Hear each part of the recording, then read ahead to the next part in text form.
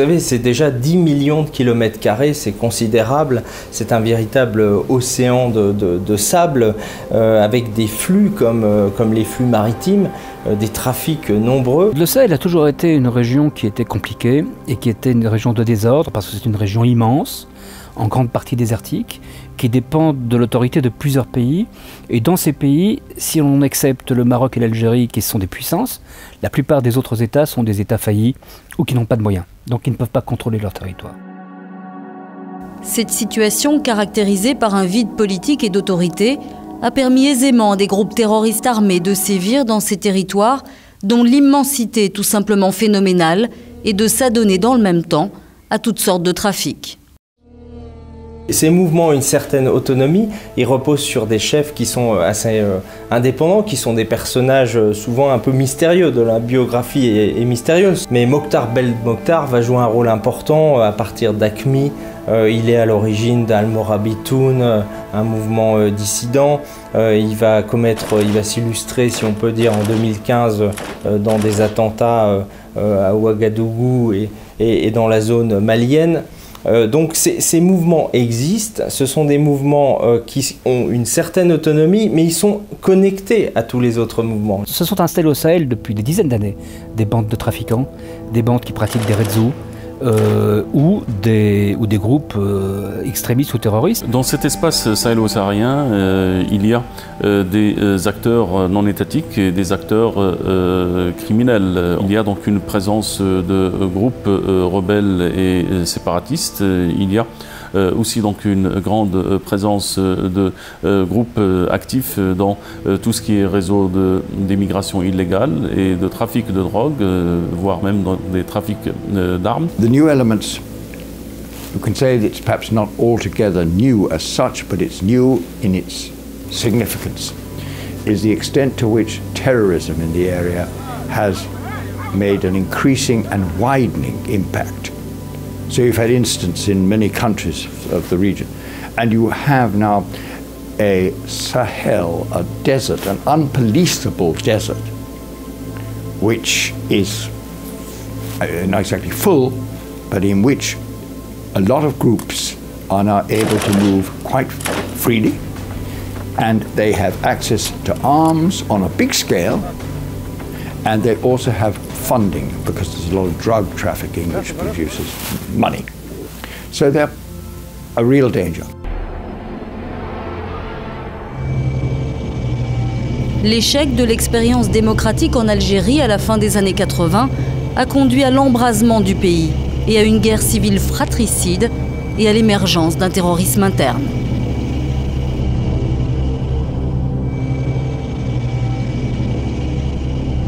Le point de départ, c'est le début des années 90 avec cette guerre civile algérienne et le développement du radicalisme, de l'extrémisme islamiste en Algérie après le refus des élections et de la victoire potentielle du fils en 1992. À partir de là se développent les GIA, qui donneront le GSPC en 1998, et quelques années plus tard, tout ça s'accouplera avec ce qu'on appelle la nébuleuse d'Al-Qaïda pour former Aqmi. À la fin de la tragique guerre civile algérienne, dans les années 90, il y a eu évidemment une sorte de mutation, une sorte de transhumance de ces groupes armés terroristes, comme on les appelle maintenant, qui du nord algérien ont migré, basculé vers une zone dans laquelle le pouvoir algérien n'a jamais réellement eu prise par rapport à l'immensité du territoire, ce qui était vrai d'ailleurs aussi de la période coloniale française,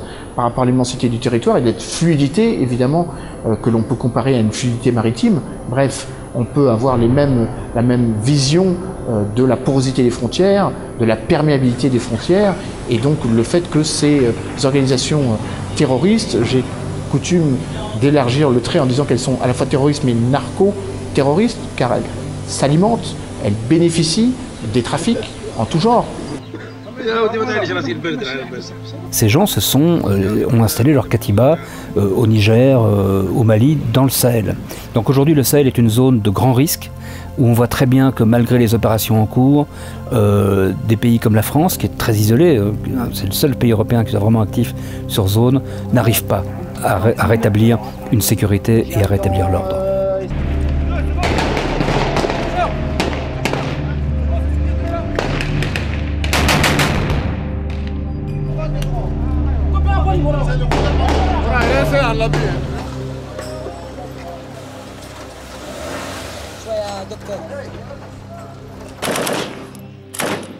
Kadhafi avait beaucoup joué, lui, sur les mouvements Touareg. Il avait essayé de soulever un certain nombre de séparatismes. Il avait joué sur la fracture qui existait entre les populations du nord, nomades, souvent Touareg, et les populations du sud, sédentaires, plus africaines du sud. Il avait joué sur ces fractures et ça avait été un élément de déstabilisation. Et c'est d'ailleurs pour cela qu'il avait aussi contribué à fabriquer avec l'Algérie le mouvement Polisario dans les années 70. Les premières armes sont venues de Libye.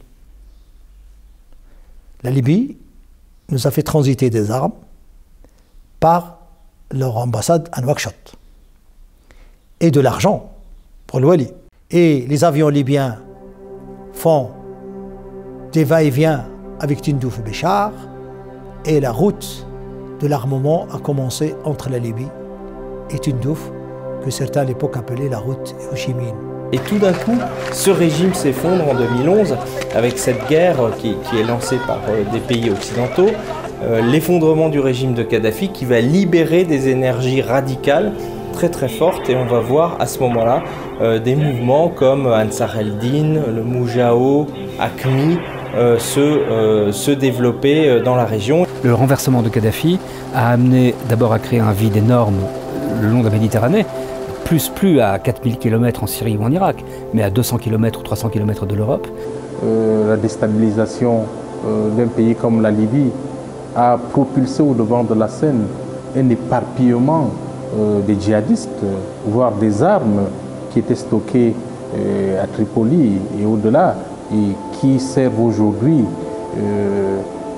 de potentiel destructeur exploité par la plupart des démembrements de Al-Qaïda qui sont installés dans la zone sahélo-sahélienne. Donc naturellement, cette perspective a connu des évolutions, des mutations qui sont parties normalement de la zone sahélo-saharienne vers le sud de l'Afrique, notamment dans la logique de ce qu'on appelle aujourd'hui le triangle de l'insécurité, avec au nord la zone sahélo-saharienne, au sud la zone lacustre, dont les grands lacs, et puis le lac Tchad, et puis à l'est la corne de l'Afrique.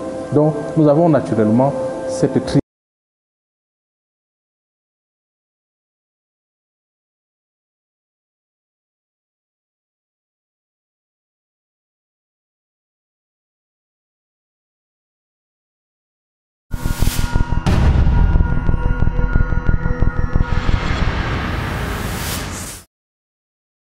Outre les trafics d'armes, de drogue et d'autres marchandises illicites, les groupes terroristes se livrent aux prises d'otages d'étrangers, un business particulièrement juteux. D'importantes rançons sont réclamées tant aux États dont les otages sont les ressortissants qu'aux compagnies employant les personnes séquestrées. Il y a eu au début une grande activité qu'on a appelée donc l'industrie du kidnapping, et cette industrie était nécessaire pour les groupes terroristes grâce aux rançons, donc ils pouvaient avoir les financements de leur activité criminelle. Beaucoup d'Occidentaux étaient kidnappés par des groupes rebelles ou par des groupes criminels ou par des groupes séparatistes et vendus à AQMI dans la région. Le témoignage poignant de Sandra Maria Mariani, ressortissante italienne, amoureuse du désert, nous éclaire sur son calvaire et l'identité de certains des ravisseurs, agissant pour le compte d'AQMI, Al-Qaïda au Maghreb islamique. Appunto nel 2011, come gli altri anni, ero partita dall'Italia per rimanere un mese circa in Algeria e fare il tour che di solito con l'itinerario è tutto stabilito durante la richiesta del visto. Per cui sono partita dall'Italia il 19 di gennaio e subito per fare l'escursione in deserto. E dopo una settimana, 8 giorni, siamo ritornati a Gianet per prendere il mangiare, perché avevamo finito tutto, il mangiare, l'acqua, per cui il 31 io mi trovavo a Gianet. Abbiamo dormito all'albergo lì dell'agenzia, di proprietà dell'agenzia, e il giorno dopo, l'1, siamo ripartiti e direzione appunto Tadrart, se non che io non mi sentivo tanto bene. Ad un certo punto ho detto mi fa freddo, ho detto io ritorno così mi cambio e poi ho detto si prepara da mangiare. E anche la mia guida disse sì va bene, andiamo verso i bungalow per preparare, poi così io preparo da mangiare. E in quel momento vidi che passavano 2 macchine, di cui una girò subito. Al che la mia guida disse vai nel bungalow, non ti devono vedere. E io corsi per andare dentro il mio bungalow, però nella mia mente io pensavo che magari potevano essere dei contrabbandieri. Così mi portarono dentro la macchina e siccome io appunto lo picchiavo mi misero le manette e mi legarono al cruscotto. E così ho detto ma che vogliano questi allora, che vogliano? Volevo dire che è stato a quel momento lì che io ho saputo di Al-Qaeda, capito? Perché a quel momento che la guida mi ha detto, loro hanno detto che io posso andare via. E io gli ho detto, mi sembra giusto perché mi sembra di aver capito che loro vogliono me. E lui mi disse, noi siamo Al-Qaeda. A quel momento lì mi disse, noi siamo Al-Qaeda. E dissi, Al-Qaeda? Ha detto, ma allora voi siete quelli che hanno preso anche i francesi? E lui mi disse, può darsi. E niente, che io mi girai, la guida andò via, e Abu Walid dietro a me. Dietro a me io mi girai verso di lui e gli dissi in inglese, you are very bad. Tu sei molto cattivo. E lui mi guardò un po' male, perché era una cosa che non si aspettava forse che io gli dicessi tu sei molto cattivo. È così che ho saputo che erano Al-Qaeda. Lui è un Sahrawi e ha vissuto anche nei campi dei profughi e la sua famiglia era tuttora, a quel momento lì era ancora nei campi profughi, però lui era venuto via, aveva lasciato la famiglia che aveva 17 anni, mi disse. Sì, una volta mi disse anche che lui conosceva delle parole italiane come bistecca, come anche la Coca-Cola, perché mi disse che la sua sorellina più piccola era stata ospitata proprio a Firenze da un'associazione che accoglievano i bambini sahrawi. E questa sorellina poi le aveva raccontato, a sua volta aveva imparato delle parole proprio fiorentine, e che io rimasi un po' così meravigliata, ho detto ma senti, ho detto per l'appunto proprio a Firenze.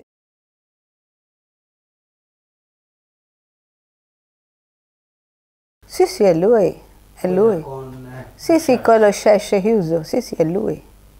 È lui, Adnan Abu Walid Sahrawi.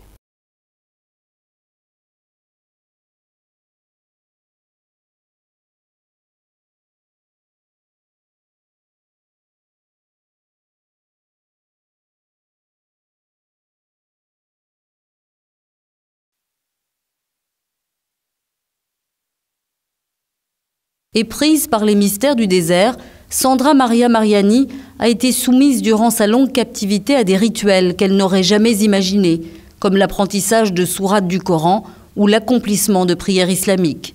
Elle a d'ailleurs conservé des manuscrits qu'elle avait rédigés à partir de produits rudimentaires comme le charbon.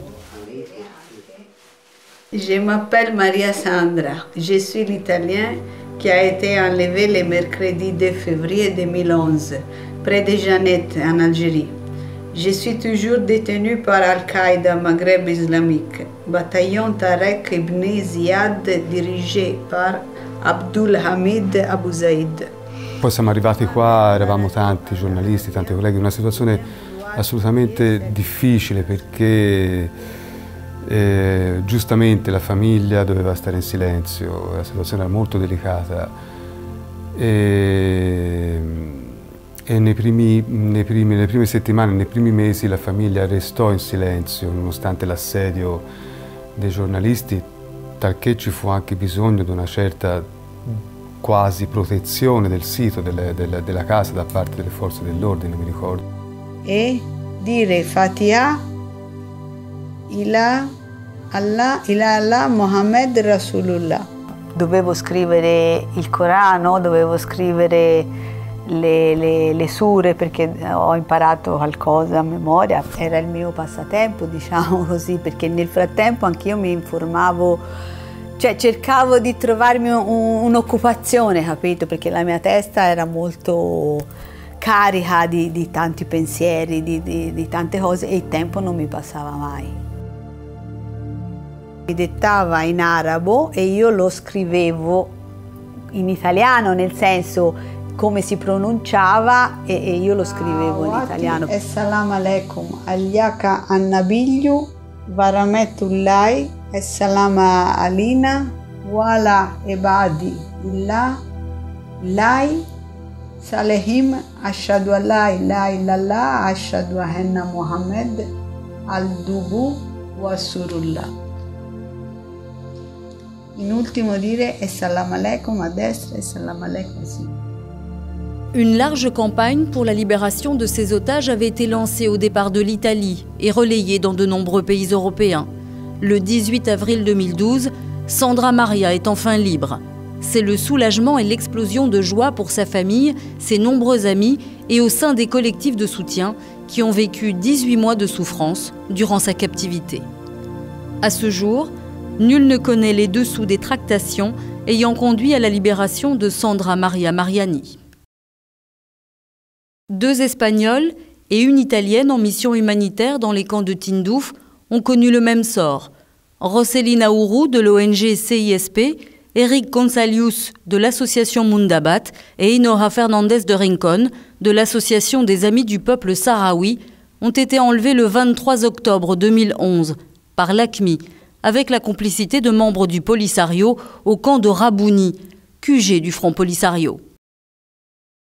Cette information a été confirmée par l'ANI, l'agence de presse mauritanienne, révélant que la police mauritanienne avait procédé le 5 décembre 2011 à l'arrestation de 2 éléments du Front Polisario impliqués dans ce rapt.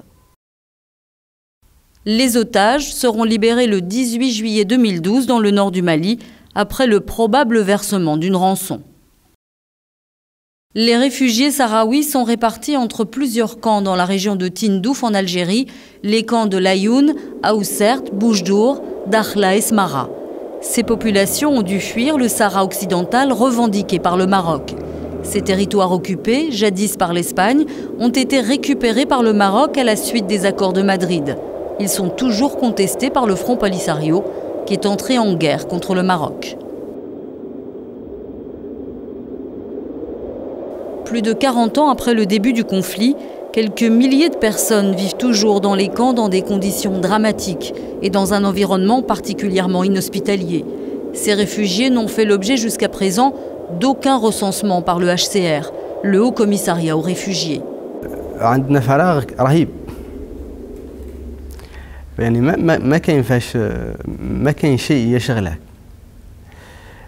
حتى ممكن تكون عندك وظيفة إدارية والله عمل إداري تمشي إلى عنده وترجع ولكن هذا لا توجد مثلا لا يوجد شيء لا توجد مكتبات لا يوجد أماكن تنزه لا يوجد كاين غير الخيمة أو الفراغ لا يوجد مرفق بين الخيمة والفراغ. And you have to accept the fact that you've got people now living in these camps, and they've been there for a very long time, and there must be a lot of frustration, terrible frustration. And when you're very frustrated, you look for solutions. They may not be the solutions that everybody likes the sound of, but they may be solutions which you feel are the only possible. So we've seen the sort of thing that happens in the Middle East. It hasn't happened yet, but yes, it could happen.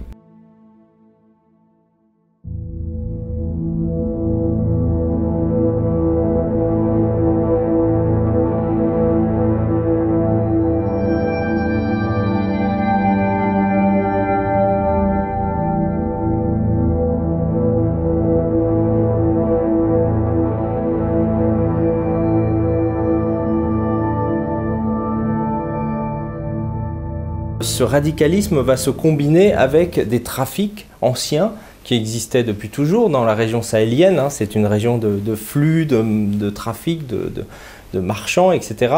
Et l'expansion notamment du commerce de la drogue sur ce qu'on appelle la route du 10e parallèle entre l'Amérique du Sud, la route de la cocaïne, et qui arrive dans le golfe de Guinée, qui remonte à travers le Sahara. La combinaison de ces mouvements va se faire avec ces trafics. Quelques 160 tonnes de cocaïne qui arrivent sur l'Afrique de l'Ouest et au Sahel en provenance de l'Amérique latine. Ces cartels latino-américains ont trouvé auprès des jeunes dans les camps de Tindouf et auprès de plusieurs éléments du Polisario, des guides d'abord, on le sait, c'est dans les camps que les gens parlent espagnol. 18% du trafic mondial de la cocaïne passe par cette zone.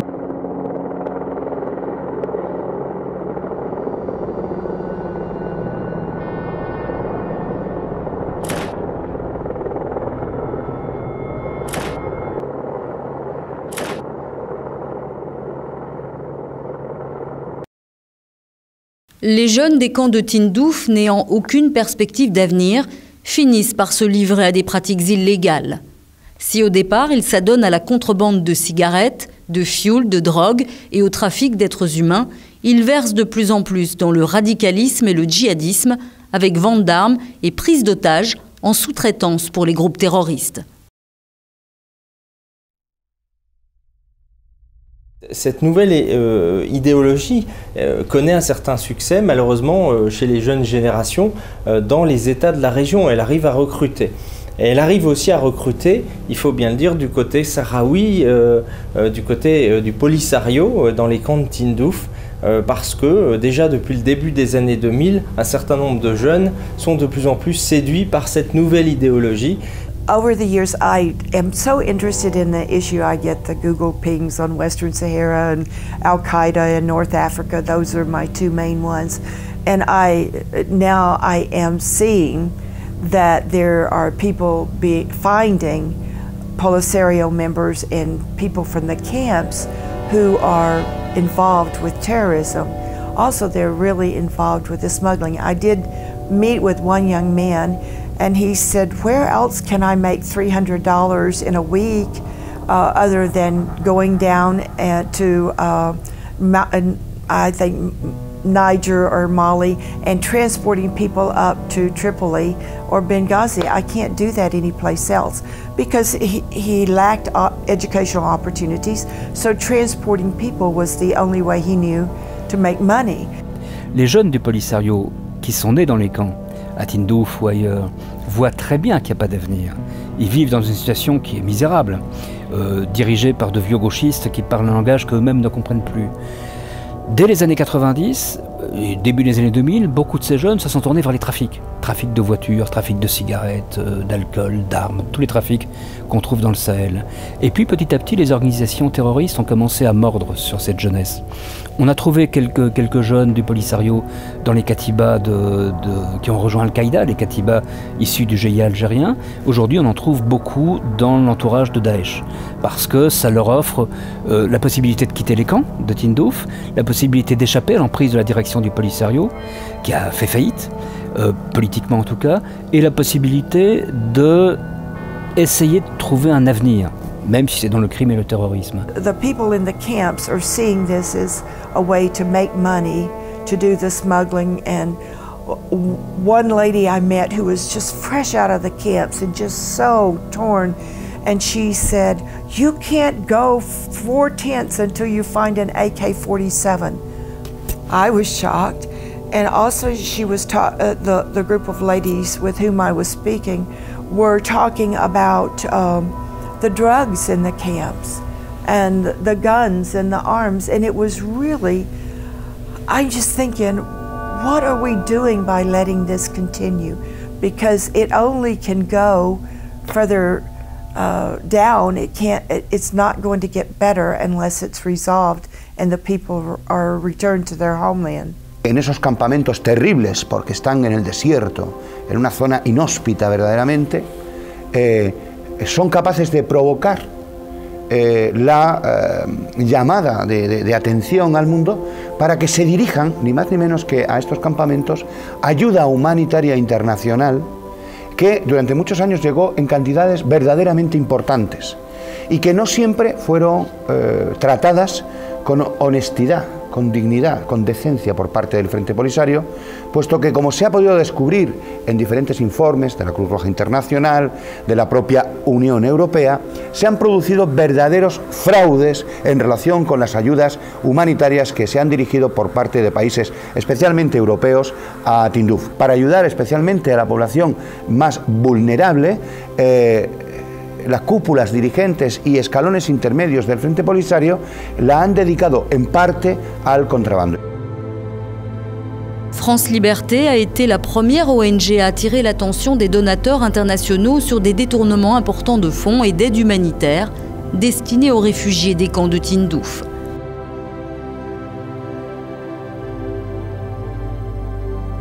Les enquêtes et les rapports du PAM, le Programme alimentaire mondial, et de l'OLAF, l'Office de lutte antifraude de l'Union européenne, attestent notamment de détournements faramineux opérés par la direction du Polisario avec la complicité des autorités algériennes.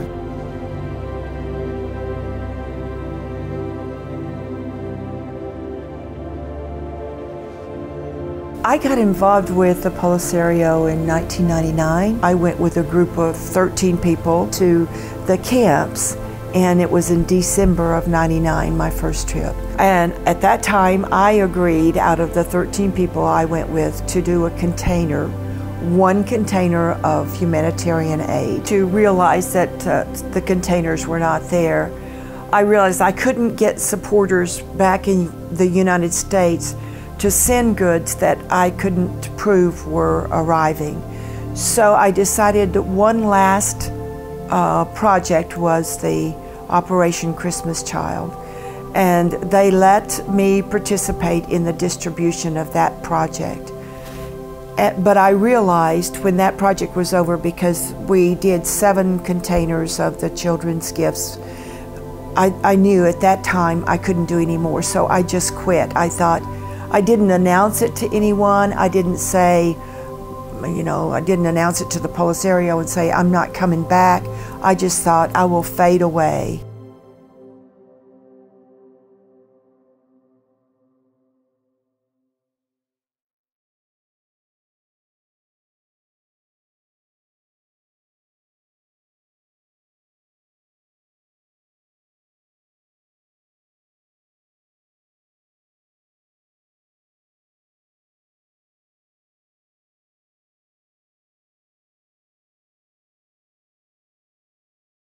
La situation humanitaire dans les camps de Tindouf constitue pour moi un terrain fertile soit pour Daesh ou pour d'autres organisations terroristes.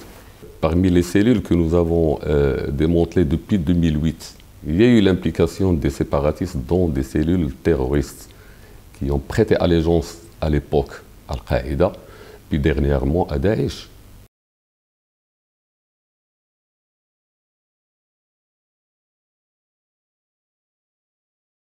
تنامي الظاهرة الإرهابية يتم باستغلال مناطق التي تكون مؤهلة للفوضى.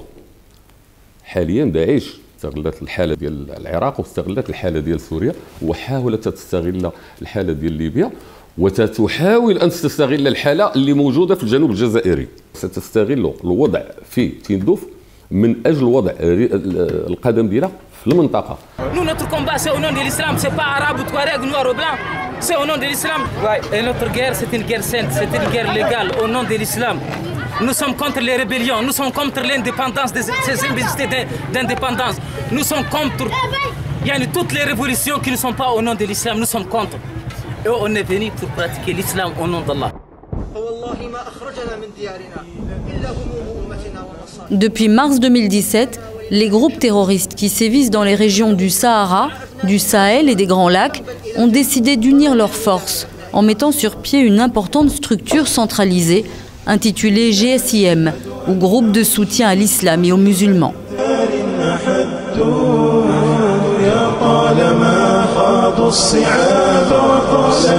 Cette coordination laisse présager la probable arrivée de la centrale terroriste Daesh dans cette région.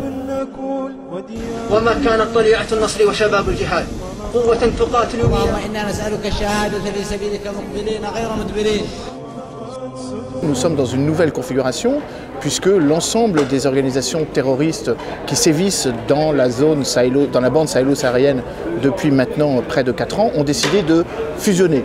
Le mouvement Ansar al-Din, le mouvement du Moujao, le mouvement Al-Mourabitoun qui était la déclinaison d'Al-Qaïda au Maghreb islamique, maintenant a intégré une nouvelle organisation qui s'appelle le GSIM, Groupe de soutien à l'islam et aux musulmans, qui est donc dirigé par Iyad Ghali, qui est le chef incontesté d'Ansar al-Din, mais il y a d'autres représentants importants, notamment Amadou Koufa, qui est le chef d'une katiba qui s'appelle le Front de libération du Massina, qui sévit dans la zone centrale du Mali et par extension également au Burkina Faso et dans la bande et dans l'ouest, le sud-ouest du Niger. Et donc cette organisation, cette nouvelle organisation est symptomatique de ce qui est en train de se produire dans la région. Si aujourd'hui on laisse le champ libre, eh bien croyez-moi, vous allez vous retrouver avec peut-être 10 fois plus de migrants qu'aujourd'hui. Vous allez vous retrouver avec énormément de gens, entre parenthèses, j'appelais indésirables. Vous ne vous occupez pas de votre peuple, quelqu'un d'autre s'en occupe. Vous savez, la gouvernance est un espace compétitif. Il n'y a pas que vous. Lorsque qu'il y a un recul de l'État, bien sûr, c'est vite est occupé, bien sûr, par d'autres personnes. En somme, c'est un continent où quand même vous avez 60% de la population qui vivent avec des revenus de moins de $2 par jour. Ça, c'est l'extrême pauvreté, la pauvreté absolue, inhumée.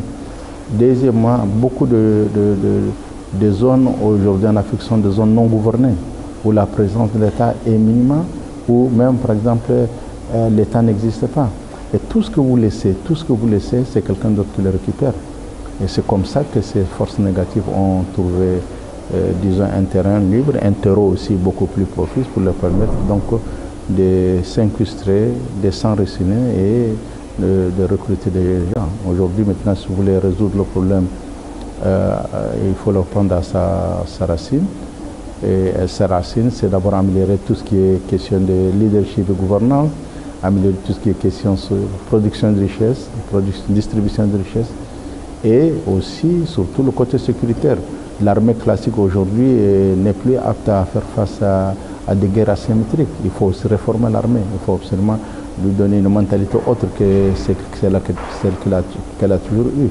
Faire en sorte qu'elle soit préparée. Je crois que c'est en mettant tous ces trois aspects ensemble qu'on pourra peut-être relever le défi.